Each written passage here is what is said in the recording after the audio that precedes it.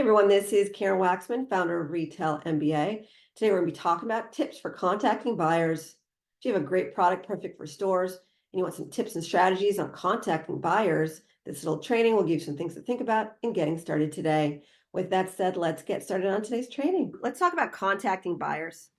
This is such a major misconception and causes people a lot of grief. What they do is they follow protocol. They reach out to a chain store and they say, "Hey, I want to sell my product to you, and can I talk to the buyer?" And the chain stores will never give you the buyer's contact information because they don't want to give you the buyer's contact information because they have so many people calling them, and the buyers don't want that. So what they do is they tell you to go submit your product online on their vendor portal, and then they'll get back to you, and they'll get back to you soon. And so it seems common, it seems reasonable. You're following their protocol. They asked you to fill out the form. The problem with that is that it's an issue where there's so many problems with that. And to be honest with you, I'll walk you through why the sales professionals would never do that when they go after stores. They would never submit their product online with the hopes of maybe a purchase order. First of all your competitors are listed on this in this site, right? So everyone is submitting through protocol. They're listening, they're submitting their information, so forth. This is the same thing for RangeMe. People always ask me, RangeMe is a website where a lot of the retailers are using them as a software system. And so they submit their product and then Whole Foods will review their product or whatever it is. And there's nothing wrong with these sites, but the problem is all your competitors are on there. So first of all, when a buyer is reviewing products, she's looking at yours, everybody else's. There's only very specific questions you can answer. It's laid out in a very particular way. There's a lot of disadvantages to having to answer the questions their way. Maybe you have some things that you don't necessarily want the buyer to see at first. You want to have a conversation with them. You can't do any of those things when you're submitting your product online. So even RangeMe and other vendor sites they're all the same concept. All your competitors are doing this, and this is not how a rep typically makes any money. And by the way, who knows who's actually reviewing the product behind submitting your product online?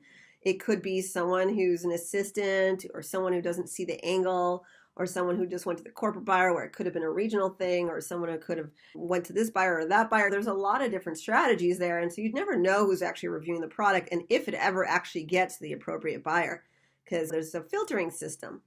And why do retailers do this? Because again, they're big established companies and that makes sense. And every once in a while, in a very tiny margin, that somebody actually gets some magical conversion. But I've taught this 10 years.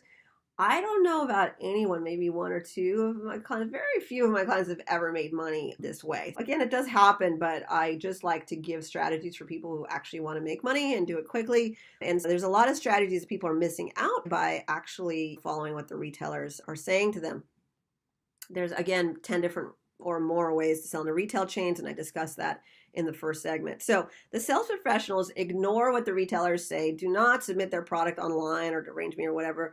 What they do is actually get their contact information of the appropriate buyer specific to their product based on all their strategy work and understanding and building out their plan, as mentioned in my previous segments. And then they reach out to the buyers directly in a very specific way so that the buyers can review it. The appropriate buyer who has the money can review it. And typically the buyer will respond if, again, they're not annoying, they did everything right, and so forth. And once the buyer says yes, then they're happy to fill out the paperwork and so forth. A sales rep cannot rely on submitting your product into the cloud. They really do need to make money, and the only way to do that is to approach a buyer particularly a very specific way. And as I mentioned before, there's no relationships that these sales reps can actually have with these chain stores. They can't take them to dinner. They can't, again, I talked about that in segment one, but the bottom line is that so they know how to get the buyer to review, they do it that way, and then they work backwards and fill out all the forms. So I'm sorry to say that for those of you who submitted your product in the cloud and RangeMe and all these things, it's okay, but typically that's not a way to convert. And again, there's nothing wrong with it. Most of the time they never even actually saw your product, so I wouldn't worry about it.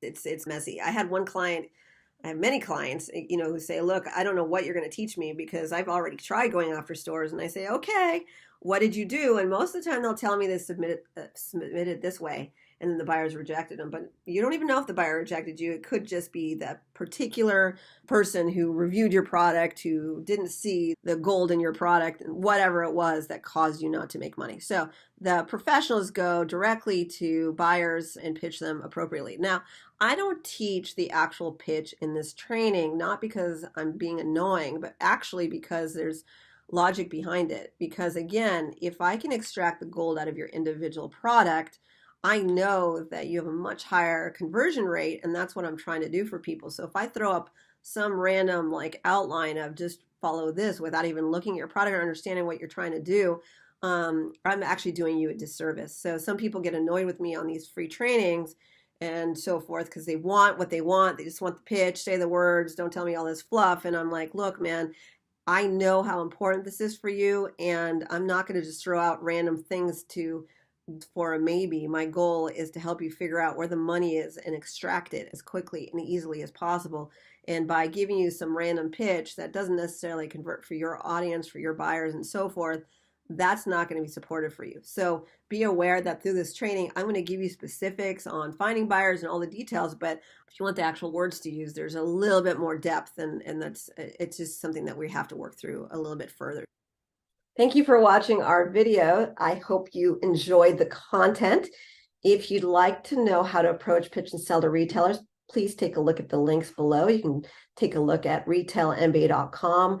We work with people who want to do the work themselves and go after stores themselves, or we work with people who need some additional support where we actually help you understand how to go after stores, and then we do the work for you. There's a lot of opportunity for us to help you wherever you are in your business as well.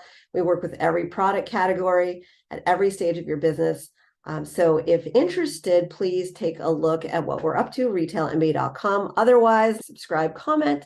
We appreciate you. And thank you so much for your time. Karen Waksman, Retail MBA. And we are honored to be here with you today. Thank you.